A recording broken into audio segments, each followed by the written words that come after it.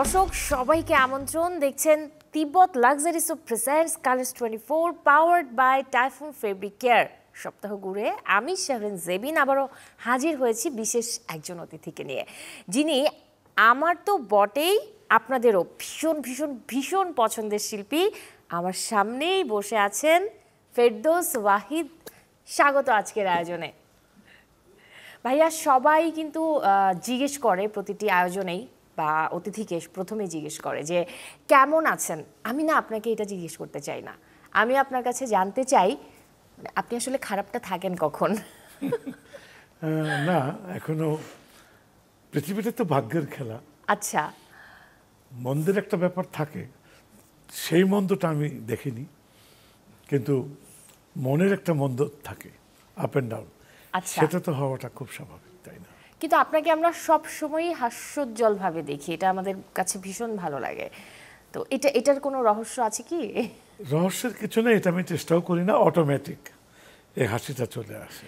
So আপনার কাছ থেকে কি যদি একটা মন ভালো করা গান শুনতে পারি, দুটো লাইন, খুব ভালো হয়ে যায়, মানে প্রোগ্রামের শুরুটাই জমে যাবে। যেহেতু আষাঢ় মাস, আচ্ছা, পানির মাস, নতুন পানি, এখানে যেমন চোখের নেশাও কাজ করে, মনের নেশাও কাজ করে, তাই এই উজাড় করার সময়ে প্রেমের ভাবটাই বেশি আসে নৌকোতে। রোমান্টিক একটা ওয়েদার বলতেই পারি আমরা এখন। আমার প্রেমের তরি বইয়া চলে, প্রেমের বইটা ধইরা, যারে নাইয়া যেদিক খুশি পীড়িতের পাল তুইলা। ও হো হো ও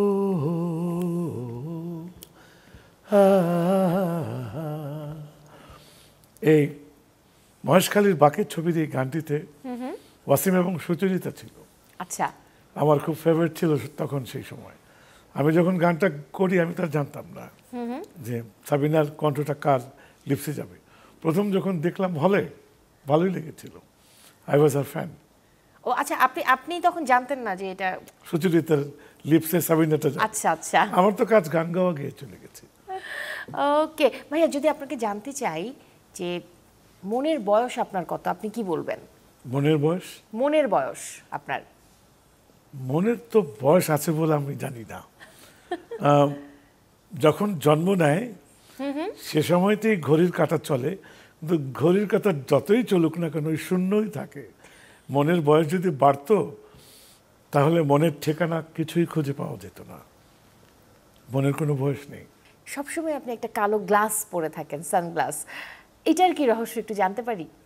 এটা প্রথমে এটা প্রয়োজন হয়েছিল আজকের এই টিভির লাইটের জন্য। যখন প্রথম টিভিতে গেলাম তখন যে আমার এই সান অ্যালার্জি আছে এটা আমি জানতাম না। আচ্ছা, একটু একটু পানি পড়া শুরু করলো, একটু একটু। আমি পরের দিনই ডাক্তারের কাছে গেলাম। পরিচিত ছিল সবাই, আমার বাবা, তখন তো আমি ছোট। উনি দেখে বললো তেমন কিছু না, তোমার একটু সান অ্যালার্জি, তুমি যখন রোদ্রে যাবে বা লাইটে যাবে, যেহেতু তুমি বললে, তুমি একটু ডার্ক গ্লাস পরে নিও। সেটাই ছিল শুরু। এবং প্রথম পৃথিবীতে এই ডার্ক গ্লাস নিয়ে যাওয়াটা ছিল একটা বিশাল বিড়ম্বনা, এবং এটা আমাকে অনেকভাবে জবাব দিতে হয়েছে, ডাক্তারের কাগজ দেখাতে হয়েছে। তারপর এটা দেয় না সাধারণত। সে যুগে, সেই 50 বছর আগের যুগে সানগ্লাস পরে আসা মানে একটি বেয়াদবি, একটু গন্ডামি ভাব। এখন তো এটা একেবারে সহজ একটা ব্যাপার। এটা এখন আমাদের কাছে খুবই সহজ, একটা ফ্যাশনেবল একটা লুক। সহজভাবে কেউ নিত না। সানগ্লাস পরে আমি বাইরে গেলাম, সেটা অন্য কথা, কিন্তু যাই হোক, শারীরিক কারণেই হোক দিল। তারপরে তো চশমা চলে আসলো মাইনাসে, এরপরে মাইনাসও চলতে থাকলো। আজকে কিন্তু এটা অভ্যাসের থেকে এখন এটা সহবাসের মতো হয়ে গেছে চশমাটা। এখন যদি কেউ বলে স্টাইল কিনা, তাহলে স্টাইল। 50 বছর থেকে কিন্তু আমার এটা চলছে। তো আমি এটাকে কি বলবো আমি নিজেও জানি না। কেউ খুব ডিপ প্রশ্ন করলে আমি বলি, ভাই এই সানগ্লাসের সঙ্গে আমার সহবাস, আমি আর কি করব। দারুণ দারুণ। আচ্ছা, এই জায়গায় কি একটু জানতে পারি, যেহেতু আপনাকে পেয়েছি, মানে হাবিব ওয়াহিদেরও কি একই সমস্যা নাকি ওনার এটা হাবিব স্টাইল? ওয়াহিদ না, এখন সব ওয়াহিদদের দেখি এই সানগ্লাসটা পরা থাকে। আমি হাবিব ভাইকে জিজ্ঞেস করলাম, তুমি সানগ্লাস কি আমাকে দেখে পড়বো? সে বললো, না তোমাকে দেখে পড়বো কেন, তাহলে তো আমি অনেক আগেই পড়তে পারতাম। তো এটা বললো, বাট আমার যেটা মনে হয় যে সানগ্লাসটা পরলে ছেলেদের একটু ভালোই লাগে। ওভারঅল যদি আমি আপনার কথা বলি, সেই জায়গাতে আপনি 70-এর দশক থেকে গান করছেন এবং বাংলাদেশের পপ সঙ্গীতকে পরিচয় করিয়ে দিয়েছেন। হ্যাঁ, ওয়ান অফ দেম। একদম, অনেকের মধ্যে আপনি একজন। তো অনেক সেই বলবো না, 3-4 জন। একদমই 4-5 জন হাতে গোনা। তো সেইখানে আপনাকে কিন্তু বলা হয় যে আপনার ফ্যাশন লুক, গানের ঘরানা, এই টেস্টটাকে এলভিস প্রিসলির মতো অনেকটা। হ্যাঁ, বা এলভিস প্রিসলিকে আপনি ফলো করেন কিনা, আমি এই বিষয়টা আসলে জানতে চাই। ডেফিনেটলি এলভিস প্রেসলিকে আমি সবসময় আমার ভিজুয়াল গুরু ভাবি। তার শো যখন 1969 থেকে এই 70-এর 71-72 পর্যন্ত যা শো, আমি চলে এসেছি বাংলাদেশের স্বাধীনতার ঠিক পরপরই, কিন্তু শো তো আগেই দেখেছি, আর ভিডিও তো সবসময় চলতো। প্রথম টিভিতে দেখি, তখনই আমার ধাপ করে তার প্রতি একটা আকর্ষণ চলে আসে। আচ্ছা, তারপরে আমি শোতে দেখলাম চমৎকার, চমৎকারের উপরে দিয়ে যদি কিছু থাকে, লাইভ পারফরমেন্স কাকে বলে সেটা তাকে না দেখলে বোঝার মুশকিল। এবং নর্থ আমেরিকার তাদের অর্থনৈতিক অনেক সমৃদ্ধ, তারা অনেক কিছু করার সুযোগ পায় ছিল। আজকে যেমন এই স্টুডিও দেখছেন, একদিন বাংলাদেশে তো আমরা এই স্টুডিও দেখিনি, কিন্তু হচ্ছে তো। হয়তো এলভিস প্রেসলি যে সুযোগগুলো পেয়েছে, আগামীতে আরও হবে যারা আসছে। বাট সেই ধরনটা আমাকে এত বেশি এটাকে নাড়া দিয়েছিল যখন যুদ্ধ শুরু হয়, স্বাধীনতা যুদ্ধ, তখন আমি ভাবতাম বাংলাদেশ কখনো স্বাধীন হলে আমি যাব এবং এটাকে আমি প্রতিষ্ঠিত করব আমার নতুন বাংলাদেশে। তাই হয়েছে। ভক্তদের পাগলামির গল্প নিশ্চয়ই আছে জীবনে, মজার একটা গল্প শুনতে চাই প্লিজ, যেটা কোথাও বলেননি সেটা বলবেন। আমি এটা বলবো যে আমার যে প্রচুর ভক্ত ছিল তাও না, আমি যে প্রচুর গান করেছি তাও না, সিলেক্টেড। চলে না, ধরুন যদি আমাকে জিজ্ঞেস করেন গানের সংখ্যা আমার কত হবে, 300 থেকে 500 এর বেশি না কিন্তু।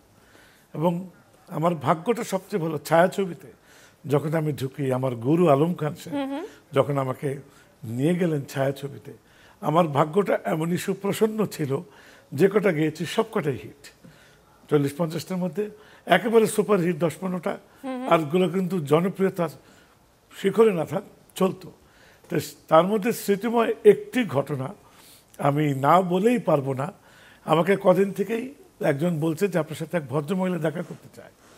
আচ্ছা, আমি তখন খুবই ব্যস্ত, আমি বললাম ঠিক আছে দেখা করবো, আমি একটু গুছিয়ে নিই।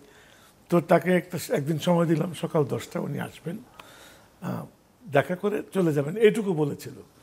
তো ঠিক আছে, উনি মনে হয় সেদিন একটা বুধবার ছিল, উনি এসলো, আসার পরে বসে রইল 3 ঘন্টা উনি ছিল। তার সঙ্গে আমি নাস্তাও দিলাম, সবই দিলাম।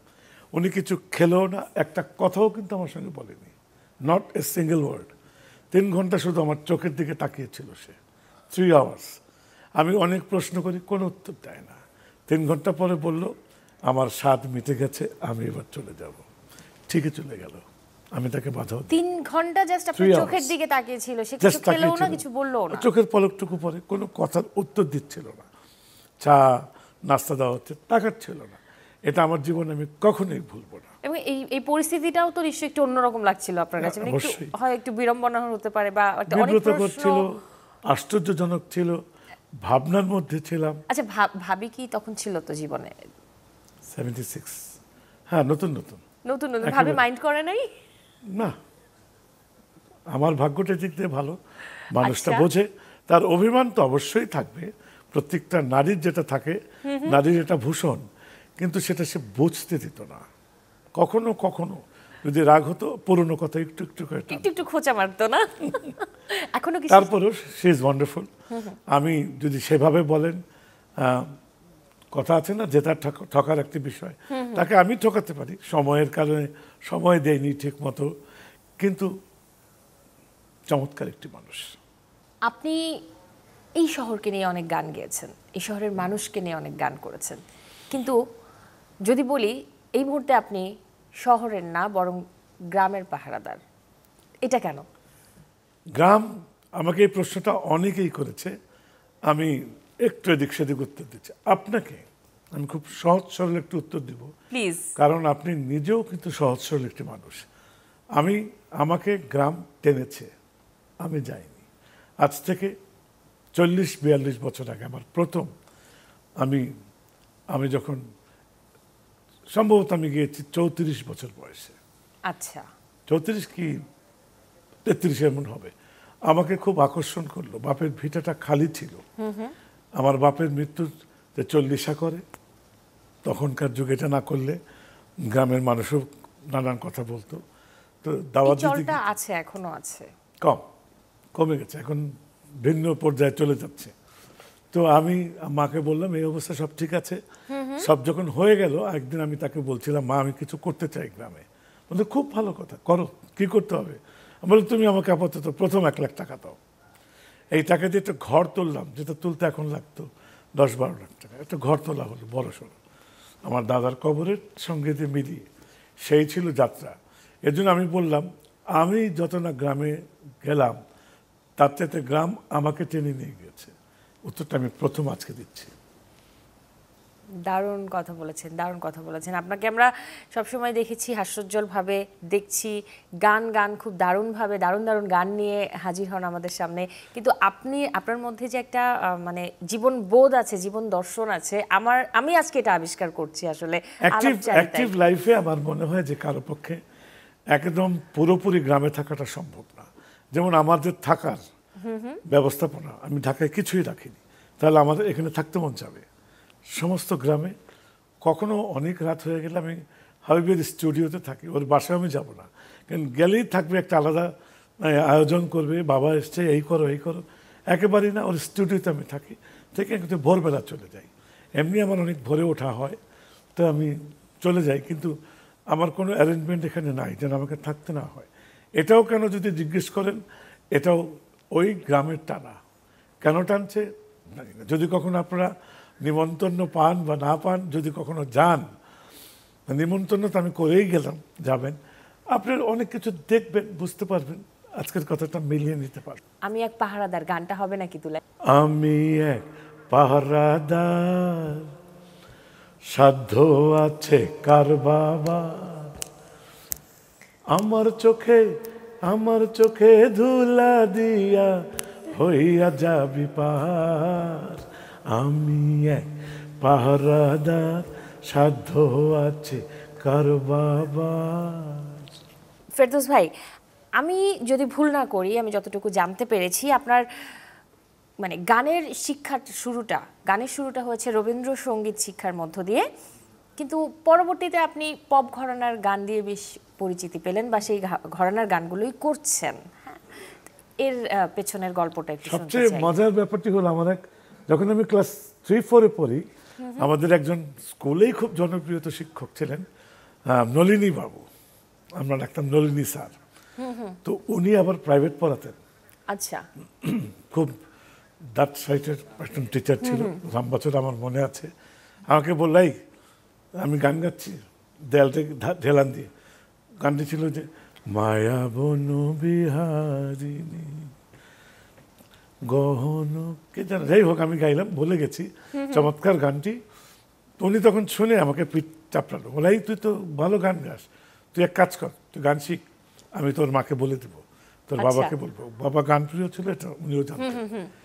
সেই থেকে ছিল আমার উৎসাহের একদম প্রথম সিঁড়িটা। ফ্যামিলিতে এমনি গান বাজনা চলতো, বাবা প্রতি রবিবার তার বন্ধুরা আসতো, এখনকার নাম বললে অনেকেই চিনবেন, তো অনেক সঙ্গীতজ্ঞরাও আসতো। প্রতি বিকালে একটা গানের আসর বসতো। আমার বাবা খুব গান পছন্দ করতো, আমরাও দেখতাম। তো সেই সূত্রে একটা গানের চর্চা ছিল। কিন্তু আমি যে সুযোগটা পেয়েছি, এটা আমার বাবা মাই দিয়েছেন। নলিনীবাবু বলেছিলেন, হয়তোবা তাই গানের ভিতটা কিন্তু আমার বেশ কঠিন, ভালো। আমার প্রথম ওস্তাদ ছিলেন ওস্তাদ মদনমোহন দাস, এরপর সোহরাব হোসেন ওস্তাদ, ওস্তাদ সাদেক আলী সাহেব, মাওলা মেহতো যোগানু, উনি গানটা খুবই পপুলার ছিল ওনার গান। তো তো ওনার কাছে 4 বছর ক্লাসিক্যাল শেখার পরে আমার একটা ভিত তৈরি হয়। তবে আমি জীবনের একটা চর্চার কথা বলবো, যেটা আমি জানি না আপনি কিভাবে নেবেন, কিছু সত্য কথা জানাই আপনাকে। প্লিজ। 1986 আমার মনে হলো প্রথম রোজা, কালকে রোজা আরম্ভ হবে, আমি গ্রামে থাকব। তখন কিন্তু আমি গ্রামে যাইনি, আমাদের একটা মসজিদ ঘর করেছিল আমার মা। তো আমি ঠিক করলাম এই পুরো মাসটা ওখানে থাকবো। আমি ঠিকই চলে গেলাম প্রথম রমজানে। আমি ইচ্ছেকে ডাকলাম, আমাদের ইমাম সাহেবকে ডেকে বললাম, আচ্ছা আপনি কিভাবে খাওয়া দাওয়া করেন? বলে আমি রান্না করে খাই। আমি বললাম আপনার খরচ কত হয়? বলো 300 টাকা পার মান্থ। তা আমি তাকে 300 টাকা দিয়ে বললাম, আপনি যা খান ঠিক তাই খাওয়াবেন, কিন্তু আমাকে আপনি 1 ফোঁটা বেশি কিছু যদি দেন আমি খাবো না আপনার সাথে। মানে আপনি তার মতো করে খেতে হ্যাঁ, চেয়েছেন? একদম তার মতো খাবো। উনি আমাকে সে যাকে তো খাওয়ার ব্যবস্থা করলো।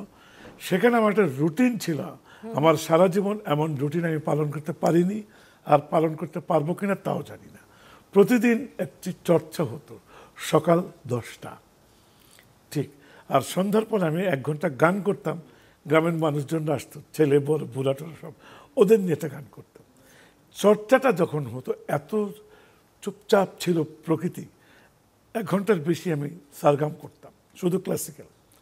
এবং আমার মনে আছে ওই চর্চা ঢাকায় 6 ঘন্টা করলেও যা না হবে ওখানে 1 ঘন্টাই যথেষ্ট ছিল। আমি যা করছি একেবারেই প্রকৃতির মাঝে, প্রকৃতির কাছাকাছি বিষয়টা, এবং আমি সব প্রকৃতির সাথে সঙ্গীতটা connected নিজে থাকা যায়। শুনতাম। আমার মনে হয় ওই চর্চাটা আজও আমার কাজে লাগছে। বাহ, দারুণ। একটা ছবি দেখাই আপনাকে। চমৎকার। প্রত্যেকটা মানুষই তো যার যার ছাপ রেখে গেছে। এদিক থেকে 4 জনে চলে গেল, আল্লাহ আমাকে এখনো রেখেছেন। আজম খান, ফিরোজ সাহেব, পিলু, মমতাজ, ফকির আলমগীর, কেউ কোনো কম নয়। তবে আমি একটা সত্যি কথা ছবিটা দেখে বলতে চাই, আজম খান হয়েছিল এদেশের প্রথম সবচাইতে জনপ্রিয় একজন শিল্পী, যার মাথায় প্রথম মুকুটটা পড়ে। তারপরে যে ফিরোজ শাহ না থাকলে আমি বলবো ওর যে সাংগঠনিক দক্ষতা, এটা আমি জোর করে বলতে পারবো, কেউ যদি আমার সঙ্গে চ্যালেঞ্জ নিয়ে আসতে পারুক, এই ফিরোজ শাহ যদি না হতো আজকের পপ সঙ্গীতের গতি প্রকৃতি হতো একেবারে আলাদা। আজম খানকে আমি চিনি ওর মাধ্যমে, ওর পরিকল্পনায়। ওই আমাদের দুজনকে বসায়, তারপর ঢাকা যে ব্যান্ডটা আসলো সেটাও ফিরোজ শাহের রিকোয়েস্টে। ঢাকা ইউনিভার্সিটি কন্ট্রোলারের ছেলে এনায়েতুল্লাহ, আজকে ঢাকা পোস্টের সম্পাদক, ওর মাধ্যমে আমি হোটেল ইন্টারকন্টিনেন্টালের যারা বাজাতো ওদের সঙ্গে আমাদের সাথে মিটিং করি। সেখান থেকেই মডার্ন মিউজিকটা ঢুকলো পুরোপুরি। এর আগে নীলু নামে একটা ছেলে ছিল, সে আজম খানের সঙ্গে বাজাতো, খুবই চমৎকার। তাই ফিরোজ শাহকে কেউ স্মরণ সেইভাবে করে না, এটা আমার দুঃখই রয়ে গেল। পিলু মমতাজ তো সেই সময় থেকে চমৎকার। ফকির আলমগীর তো সে তো গণসঙ্গীতের মধ্যেই নিজেকে ব্যক্তি করে ফেলেছিল। আমি আজকে আপনার সামনে বসে ইন্টারভিউ দিচ্ছি। নিশ্চয়ই বাকি 4 জনকে আপনি ভীষণ মিস করেন।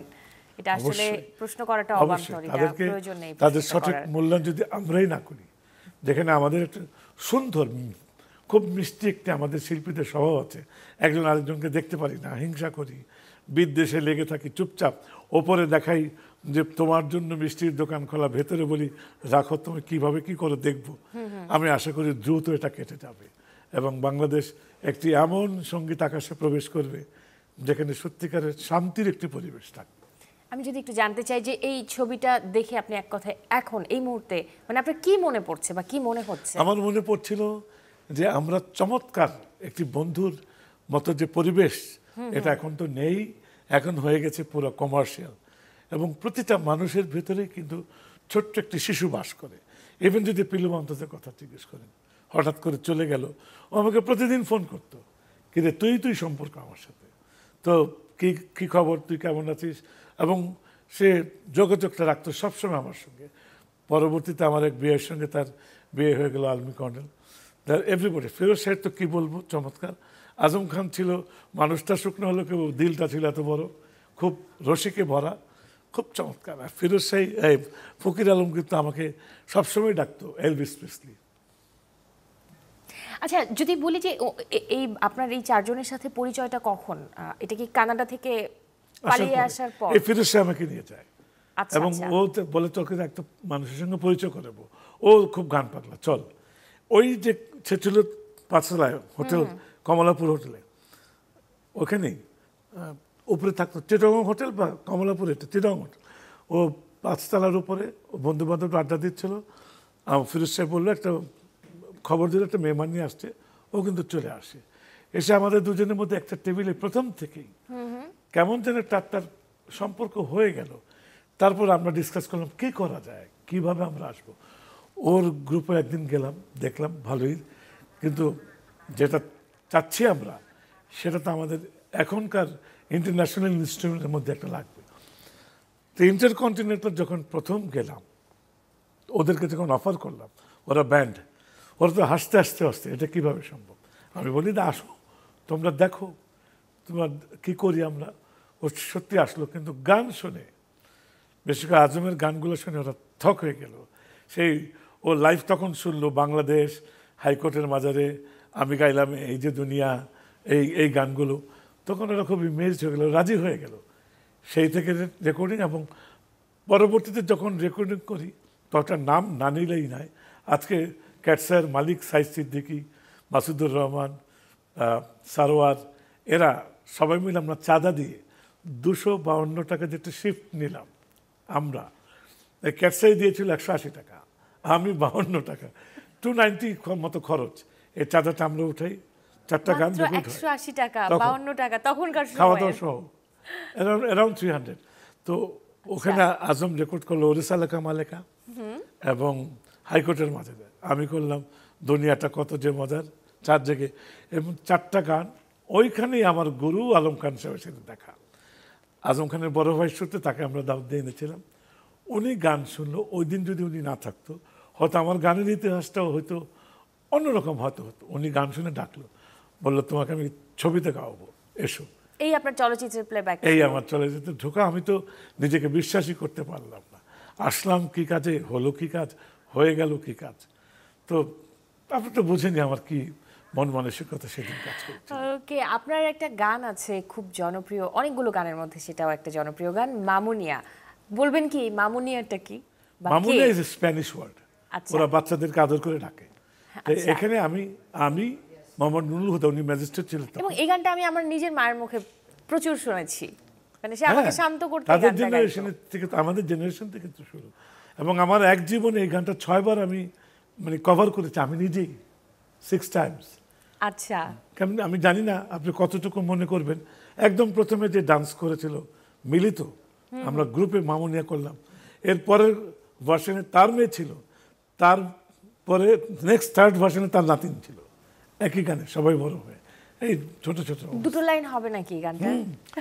তালে তালে সকলি নাচে, বাবুই দোলে তালের গাছে, টুনা টুনি নাচে, তালে তালে নাচে, আমি যে হাই নাচ জানি না, জারি সারি ভাটিয়ালি, যা খুশি গানেতে গা, মামুনিয়া মামুনিয়া মামুনিয়া মামুনিয়া মামুনিয়া মামুনিয়া মামুনি মামুনিয়া।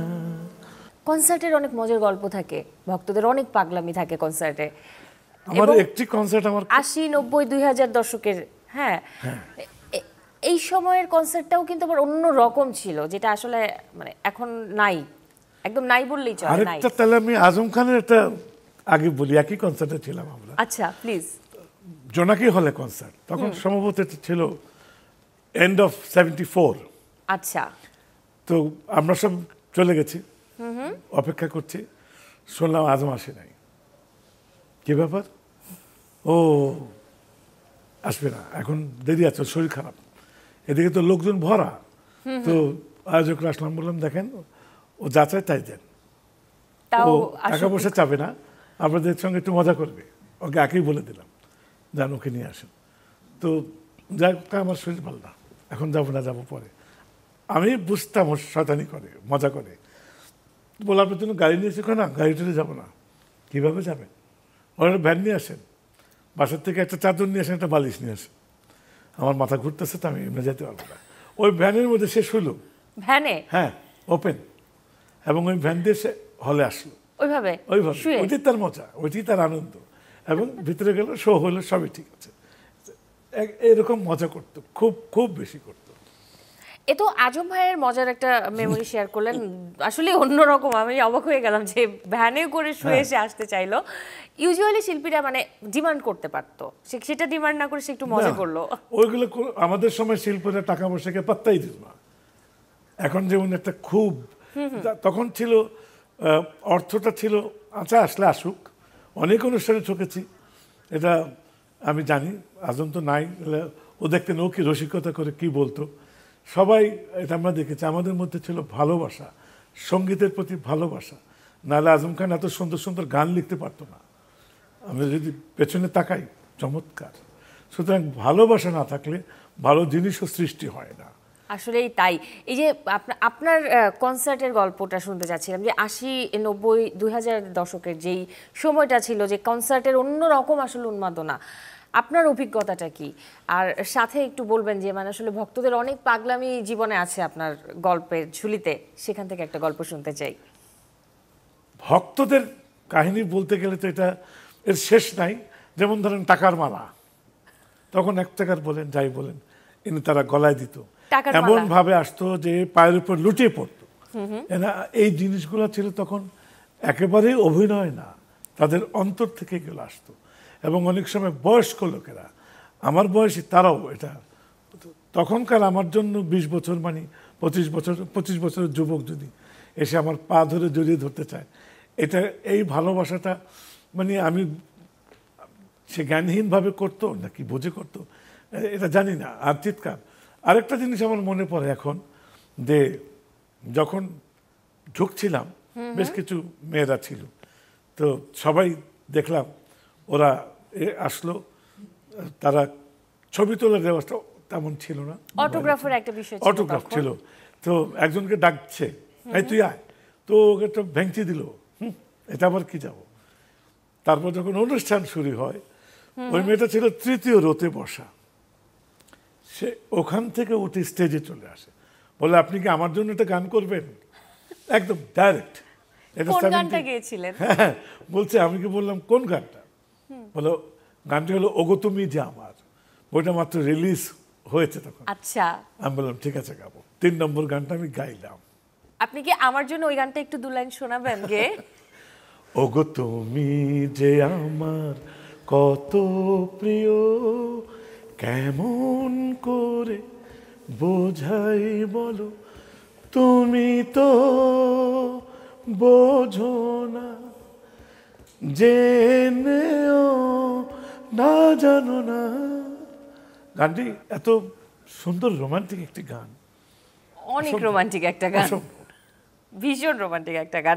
আচ্ছা, আমি যদি ভুল না করি, আপনি এবং আমাদের দেশের আরেক কিংবদন্তি সঙ্গীত শিল্পী, প্রয়াত তিনি এখন, লাকি আখন্দ, আপনারা দুজন ক্লাসমেট ছিলেন? আমরা ক্লাসমেট, একদম ইনফ্যান্ট থেকে। আচ্ছা, সেন্ট গ্রেগিস স্কুলে। আচ্ছা, আমরা একদম ইনফ্যান্ট থেকে ক্লাসমেট। ওর সঙ্গে আমার যখন ডিটাচটা হয় ক্লাস 7-এ, আমরা চলে আসি নতুন শহরে। সেই দিন থেকে 12 বছর পর আবার তার সাথে আমার দেখা। ও জানে যে আমি ফেরদৌস ওয়াহিদ হয়ে গেছি, আমিও জানি ও লাকি আখন্দ। আমাদের মিলনটা হয়েছিল ধানমন্ডি 7 নম্বর রোডের রাশিয়ান কালচারাল ইনস্টিটিউশনে। আমরা দুজনকে জড়িয়ে ধরে রেখেছিলাম 5 মিনিটের মতো। এই আবার নতুন যাত্রা। এই যে নতুন যাত্রা আবার, হ্যাঁ, এই জায়গায় এসে আপনাদের মনে হয় একটা মিষ্টি দ্বন্দ্ব ছিল, আগে যদি জানতাম এই গানটা নিয়ে। হ্যাঁ, দ্বন্দ্ব দর্শকদের মধ্যে এখনো প্রচুর দ্বন্দ্ব।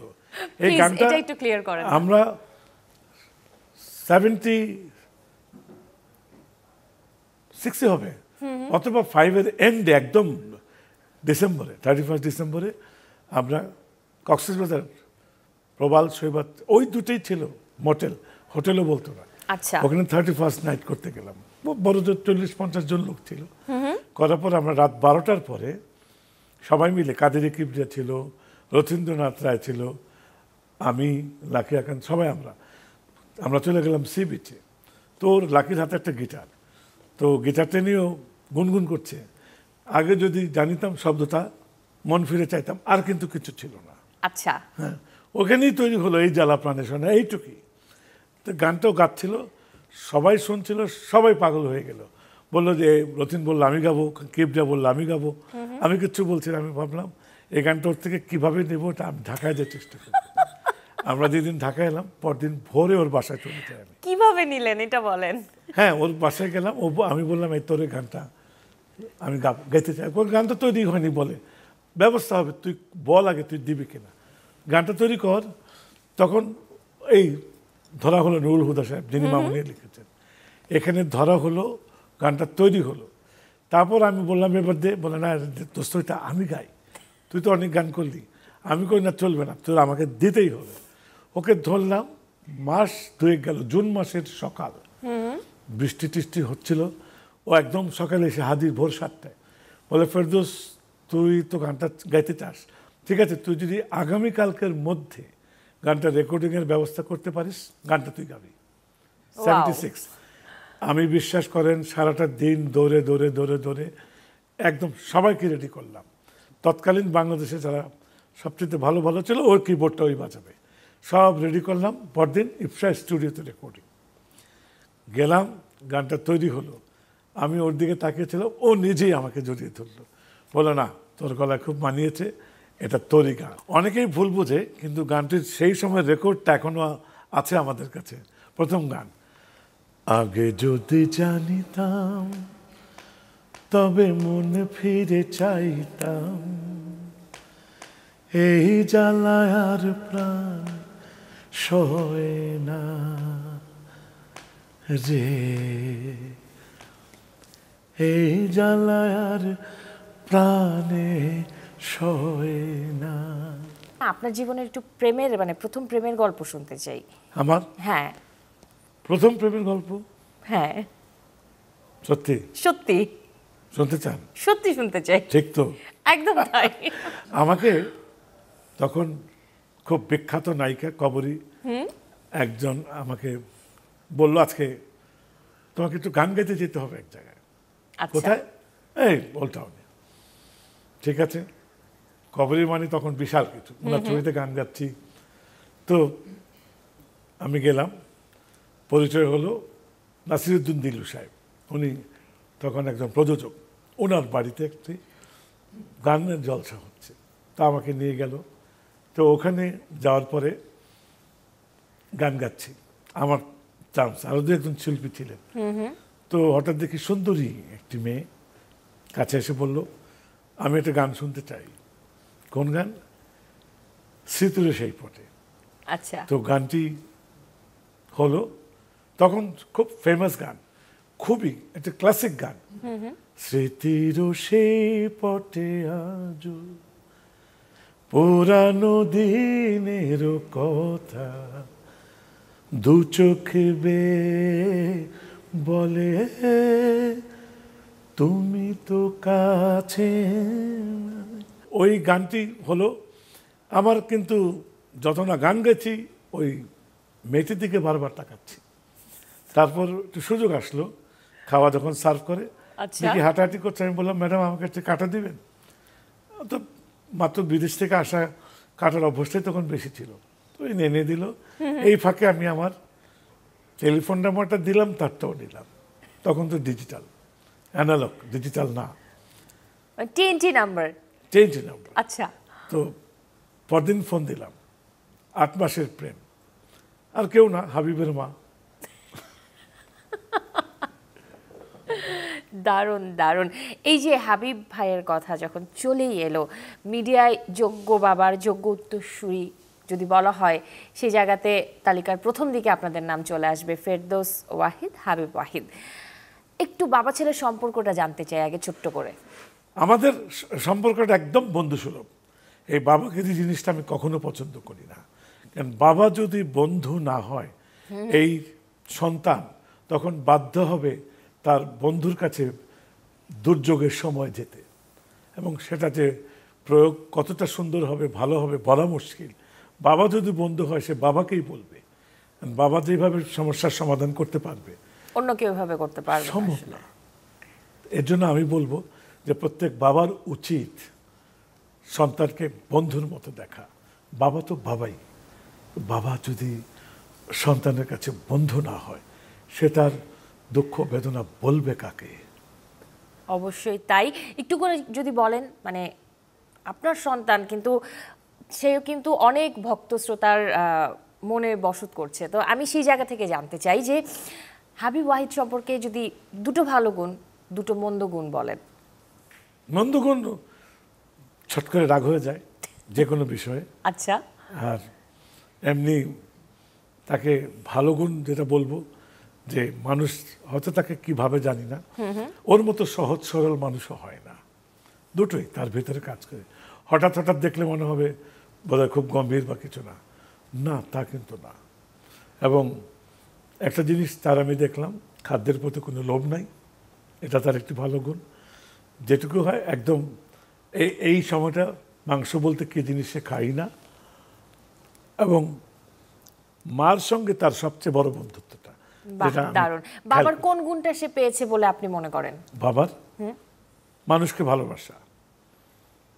একটা জিনিস, এটা আমার পরিবারের ছোটকাল থেকে যে পরিবার দেখে এসেছি তার থেকে আমার পরিবারটা আলাদা। আমাদের দেশে একটি রেওয়াজ প্রচলিত ছিল, কাজের মানুষ থাকবে দূরে, বাড়ির মানুষ থাকবে আলাদাভাবে। এমনকি খাদ্যের বেলাও তাই হয়।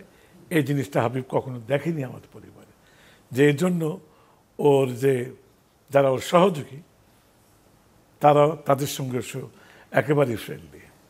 এবার একটু আপনার কাজের আপডেট শুনতে চাই। আমি শুনেছি যে আপনি বেশ কিছু নতুন গান নিয়ে কাজ করছেন, প্লিজ একটু বলেন। হ্যাঁ, এখানে বেশ কিছু নতুন কাজে হাত দেওয়া। আমার 20টা গান রেকর্ড করা হয়ে গেছে। বাহ। নতুন নতুন, এর মধ্যে পুরনো কয়েকটা। এগুলা ভিডিও শুরু হলো মাত্র। আচ্ছা। ভিডিও চলা শুরু হলো। আর আমি এমনিও একটা ছোট সিরিয়াল বানাচ্ছি 25 মিনিটের, থ্রিল টাইপের এটা। এবং এখানে প্রতি সপ্তাহে একটা করে ছোট ছোট রহস্যময় ঘটনা, থ্রিলার গল্প থ্রিলারের মতো বেস করে। ওকে, আমরা তাহলে অনেক কিছু আপনার কাছ থেকে পাচ্ছি।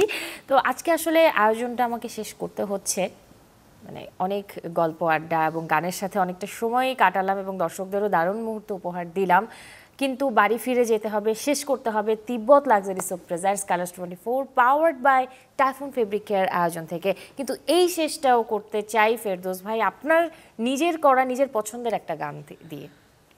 ছোট্ট, একেবারে ছোট্ট একটি গল্প। গানটা আমি যখন করি 3 বছর পরে গানের লেখক সুরকারকে জিজ্ঞেস করলাম, এই গানটা তুমি কাকে উদ্দেশ্য করে লিখেছো? আমাকে বলে, তুমি কাকে উদ্দেশ্য করে গাও? আমি বলছি, স্বাভাবিক গানের যা কথা তাই। বলে, হ্যাঁ ঠিক আছে তোমার কথা, কিন্তু আমি এটা মনে করে লিখেছি, সুর করেছি দেশকে মনে করি। এই গানের মূল শব্দটা দেশকে আমি মিন করেছি। দেশের মানুষ তারা কষ্ট করবে, হাসবে, কাঁদবে এবং দেশকে গড়ে তুলবে। মা তুই থাকলে কত ভালো লাগে, সারা জীবন কোনো কিছু আর লাগে না। এমন মা হবি তুই যে মায়ের সন্তানেরা, যে মায়ের সন্তানেরা কান্দে আবার হাসতে জানে। এমন একটা মা দেনা, এমন একটা মা দেনা, যে মায়ের সন্তানেরা, যে মায়ের সন্তানেরা কান্দে আবার হাসতে জানে।